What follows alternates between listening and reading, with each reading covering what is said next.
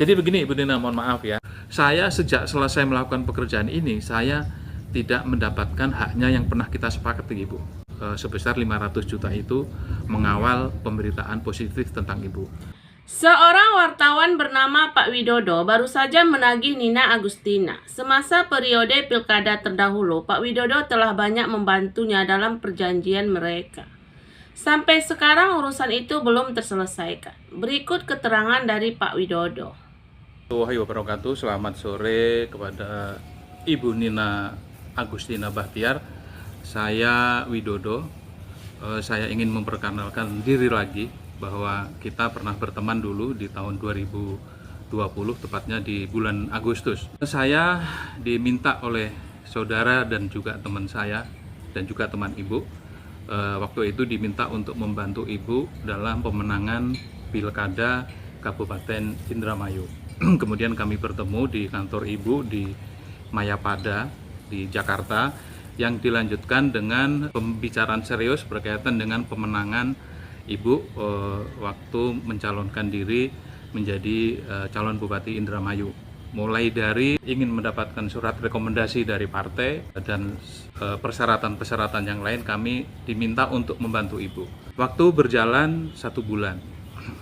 Sementara kami sudah membantu Ibu dan tidak ada ikatan antara saya dengan Ibu. Akhirnya saya membuat draft perjanjian dengan Ibu, di mana di draft itu sudah saya sampaikan ke Ibu bahwa tugas kami adalah mengawal Ibu dalam hal pemberitaan positif berkat pencalonan Ibu, mulai dari pendaftaran hingga kampanye. Nah, dalam sebulan itu kami juga sudah banyak melakukan bantuan kepada Ibu tanpa ikatan ya, karena hubungan baik antara teman saya dengan Ibu, dan saya menghargai teman saya untuk membantu Ibu. Akhirnya saya membuat surat perjanjian, draftnya ini draft perjanjian, di mana draft itu tugas saya adalah membantu Ibu dalam pemenangan Bupati Indramayu. Di dalam draft itu saya menawarkan angka sebesar 1 miliar bekerja selama 3 bulan, mengawal melalui media online dan medsos. Dan itu waktu sudah berjalan 1 tahun. Kemudian Ibu menawar hingga akhirnya sepakat di angka 500 juta. Tapi Ibu memang belum tanda tangan di draft itu. Draft itu sudah ada di nomor Ibu yang lama pasti ada, dan ini di handphone saya juga masih ada draft itu. Singkat cerita, saya terus membantu Ibu dalam hal pemberitaan positif, termasuk bahkan Ibu datang ke Bandung untuk mendapatkan bimbingan Cakada, pelatihan begitu. Kami beritakan semuanya. Bahkan profil Ibu yang belum ada di media online saya bikinkan dan dimuat di banyak media. Ini bisa. Ini semua adalah tulisan yang saya buat dan kemudian kita minta kepada media-media untuk memuatnya sebagai rilis pemberitaan calon Bupati Indramayu. Sampai hari ini masih ada profil-profil itu dan bisa di-search di Google. Itu pekerjaan saya seperti itu. Kemudian Ibu juga meminta saya untuk mencari pembiayaan selama kampanye. Nah, pembiayaan itu ada 2. Satu, pembiayaan yang sifatnya donatur, dan yang kedua sifatnya funder. Funder itu orang yang akan mencarikan dana tapi dengan cara pengembalian dan lain sebagainya. Di dalam hal funder ini, Ibu juga memerintahkan saya untuk mencari pembeli atas aset-aset properti yang Ibu miliki, mulai dari Jakarta, Depok, Batam, Surabaya, hingga ke di Sentul ya. Ada di Jakarta banyak, ada di Pondok Indah, ada di Duren 3, ada di Depok, ada di Sentul City, kemudian di luar Jakarta ya yang tadi saya sebutkan tadi, di Batam dan di Surabaya.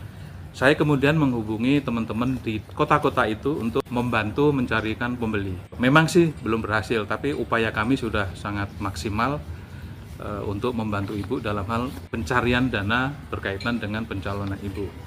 Kemudian di luar funder adalah donatur. Saya tidak tahu persis dunia pencalonan bupati dan dunia funder, tapi yang saya dengar dan juga dari Ibu, dari suami Ibu, Bapak Erwin, katanya ada donatur-donatur yang siap memberikan bantuan selama pilkada untuk kemenangan salah satu calon bupati di mana mereka akan mengucurkan dana sampai ratusan miliar. Dilihat dari jumlah APBD kabupaten tersebut, nanti akan ada listnya gitu ya. Jika APBD-nya sekian, PAD-nya sekian miliar, itu sebutannya donatur.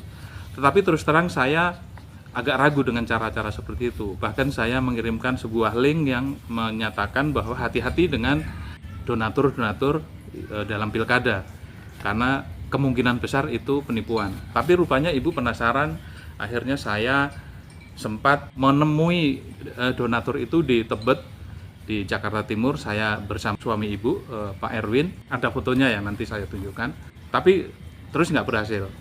Apa yang saya duga mendekati kenyataan, karena tidak ada realisasinya. Kemudian di Surabaya, saya bahkan sampai di Surabaya itu nginep sampai 3 hari, dan di sana juga bertemu sama suami ibu, bertemu dengan calon funder. Memang sekilas meyakinkan karena kita ketemu di hotel, kita makan, kita seakan-akan itu sebuah peristiwa yang benar adanya. Tapi otak kritis saya menyatakan itu penipuan. Karena yakin banget, saya nggak yakin dengan cara-cara itu. Kalau orang yang polos-polos aja pasti dia akan percaya dan akan mengikuti petunjuk itu. Nah, petunjuknya apa? Jadi setiap calon bupati yang ingin mendapatkan donatur itu dari para donatur, katanya itu harus menyiapkan visi misi, menyiapkan proposal di daerah itu. Kalau jadi bupati mau mengerjakan apa, yang akan menjadi pertimbangan diterima atau tidak uang dari donatur itu. Di Surabaya sudah mendekati deal itu, sudah mendekati deal. Katanya mereka akan menggelontorkan dana 50 miliar. Tetapi sebelum uang itu keluar, Ibu Nina diminta untuk mentransfer uang sebesar 25 juta. Tidak banyak memang 25 juta ya, bila dibandingkan dana yang akan diterima 50 miliar. Akhirnya karena saya melihat sendiri gerak-geriknya, timnya seperti apa, saya ada di situ, makan bersama di situ di pinggir kolam renang bersama suami Ibu Nina, Mas Erwin. Tapi saya kemudian memberi saran kepada Mas Erwin, Mas Erwin, saya ragu dengan cara ini, sebaiknya jangan dikasih dulu, jangan dikasih uang, bahkan 1 rupiah pun jangan, saya bilang gitu. Dan alhamdulillah Mas Erwin setuju, dan Mas Erwin kemudian meyakinkan pada Bu Nina, akhirnya tidak jadilah memberikan uang 25 juta itu, yang dijanjikan akan mendapatkan 50 miliar. Nah, selamat dong dari upaya penipuan para calo pilkada itu. Akhirnya kami pulang. Setelah sampai di Jakarta, seperti biasa, saya masih mengawal pemberitaan Bu Nina, pemberitaan positif. Semua ada, jejak digitalnya semua ada, saya rekam di sini dan saya tulis. Ini judul-judulnya, boleh saya bacakan judul-judulnya ya.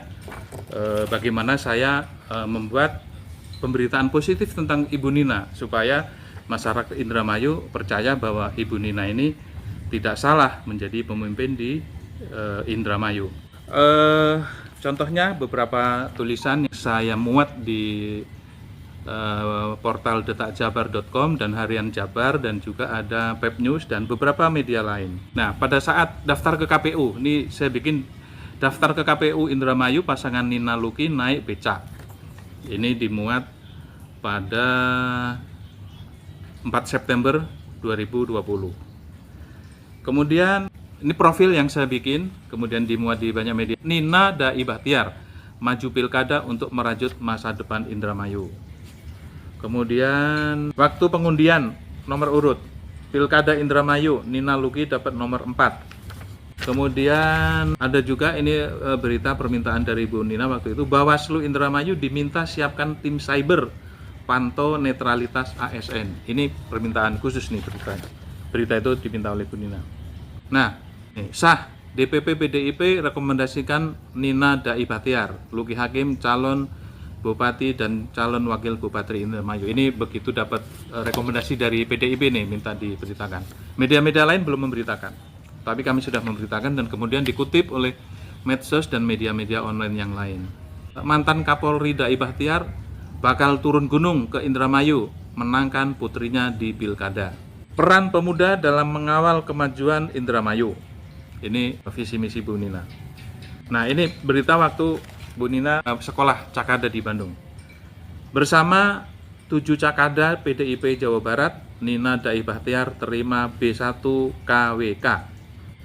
Nah, waktu soal netralitas ASN, Pak Dai Bahtiar juga mengeluarkan pernyataan di media, khususnya media saya.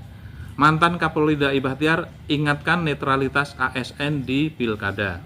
Kemudian Nina Dai Bahtiar, Luki Hakim terima rekomendasi dari Nasdem. Nah, ini karena dulu didukung Nasdem juga ya. Dan banyak sekali berita-berita yang saya bikin, datanya ada.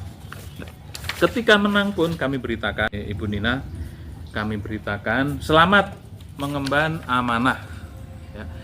Nina Agustina Luki Hakim resmi pimpin Indramayu. Selamat mengemban amanah rakyat Indramayu, semoga tetap sukses, sehat dan berkah, serta selalu dalam lindungan Allah Subhanahu wa Ta'ala. Jadi begini Ibu Nina, mohon maaf ya.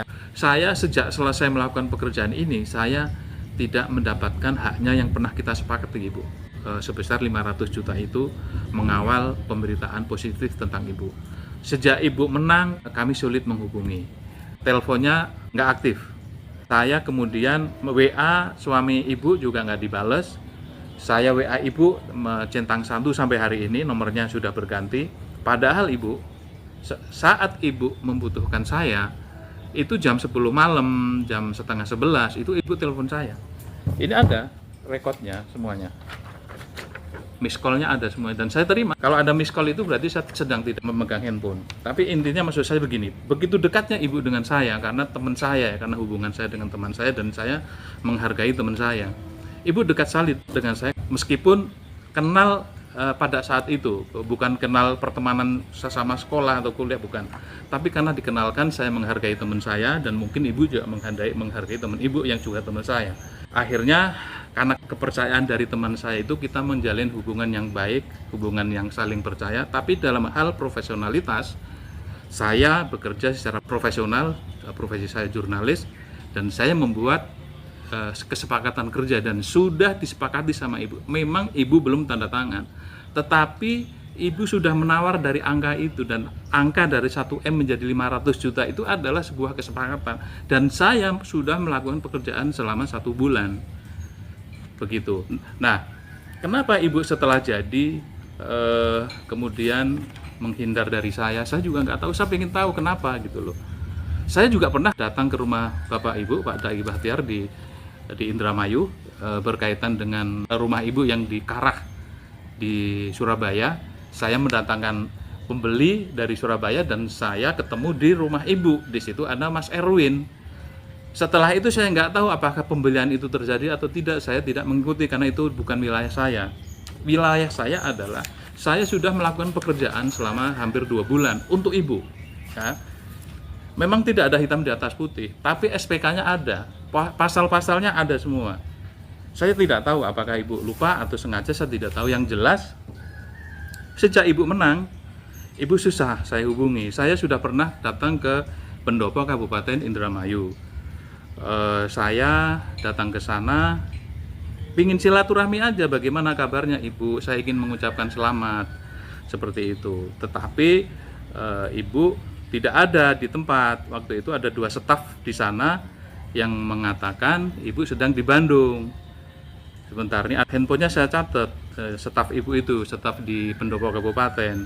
Saya tulis tangan, tolong sampaikan ke Ibu Nina, saya datang ke sini, Widodo, nomor handphonenya ini, tolong sampaikan. Saya hanya ingin mendengar suaranya aja, kabarnya gitu. Sampai hari ini tidak ada jawaban gitu. Akhirnya saya bertanya-tanya, lalu saluran apa lagi yang bisa saya gunakan untuk sekedar bertanya pada Ibu tentang pekerjaan yang pernah saya lakukan gitu loh. Ada satu yang menurut saya juga, mudah-mudahan Ibu nggak lupa. Di bulan Agustus, 20 Agustus itu kira-kira tanggal itu kan anak saya kecelakaan di Sentul dan cukup parah. Saya menunggu di situ. Ibu juga telepon di situ, telepon saya yang menyatakan simpatinya kepada saya, tetapi Ibu masih telepon terus, padahal Ibu tahu saya sedang berduka gitu loh. Sebetulnya hati kecil saya agak tidak nyaman, tapi demi Ibu saya tetap layani. Semua ada, tanggal dan miss call dan histori panggilan Ibu kepada saya ada semua. Saya cuma ingin Ibu terus terang, saya salah apa gitu loh, kenapa susah ditemui. Sampai saya datang ke Indramayu jauh-jauh dari Jakarta dan ketemu staf ibu 2 orang yang duduk di tempat penerimaan tamu. Di situ ada 2 orang. Pertama namanya Prasetya, yang kedua namanya Agung. Mereka memberikan nomor kepada saya. Nah, setelah saya sampai Jakarta, saya tanya kepada mereka, saya WA, Assalamualaikum warahmatullahi wabarakatuh, Mas Prasetya, gimana, apakah pesan saya sudah disampaikan ke Ibu Nina? Tidak dijawab, padahal centang biru ya oleh Mas Prasetya. Kemudian Agung demikian juga tidak menjawab WA saya, tapi memang dia tidak centang biru, tapi mungkin dimatikan, dinonaktifkan. Yang jelas saya sudah bertemu mereka dan saya hanya minta disampaikan seperti halnya janji mereka akan disampaikan. Ternyata tidak sampaikan sampai hari ini untuk sekedar bertanya pada Ibu. Mudah-mudahan Ibu berkenan.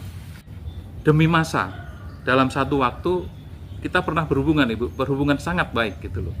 Tapi tiba-tiba kenapa Ibu menjauh dari saya? Dan kenapa saya sekarang bikin podcast seperti ini? Kalau Ibu dulu tidak menang, saya tidak akan melakukan ini. Tapi kita semua tahu Ibu menang gitu loh. Mungkin ada 0,0 sekian persen kemenangan Ibu yang berasal dari peran serta saya di dalam hal pemberitaan positif. Karena itu kan tulisan-tulisan saya dikutip oleh media lain dan viral seperti itu. Dan profil Ibu saya bikin sebaik mungkin supaya orang punya persepsi yang sangat bagus tentang Ibu, tentang sekolah, tentang masa lalu, tentang organisasi, tentang visi misi. Ibu kan tinggal iya saja, tinggal ACC saja. Jadi sekali lagi saya mohon maaf ya Ibu. Ibu mungkin bisa, saya boleh bertemu ya sama Ibu. Saya ingin bertanya aja, salah saya apa kepada Ibu. Dan saya siap dipertemukan dengan orang yang merekomendasikan saya untuk membantu Ibu. Karena ketika saya bertanya pada orang yang merekomendasikan saya untuk membantu Ibu, dia bilang ya itu urusan Mas Widodo sama Bu Nina, silahkan diselesaikan. Jadi itu ya Ibu Nina, semoga ini sampai kepada Ibu. Dan semoga di pencalonan yang kedua ini Ibu kembali menang dan bisa memimpin Indramayu lebih baik. Tapi berita-berita yang dulu saya bikin ternyata berbalik dengan kenyataan hari ini. Karena dulu ada janji-janji mengentaskan kemiskinan, tapi yang terjadi hari ini Indramayu menduduki peringkat pertama dalam hal kemiskinan di Jawa Barat, yang angkanya mencapai hampir 13%. Itu angka cukup tinggi. Dan ini evaluasi yang sangat bagus, mudah-mudahan di periode kedua Ibu bisa menurunkan angka kemiskinan itu. Terima kasih Ibu, selamat berjuang. Assalamualaikum warahmatullahi wabarakatuh.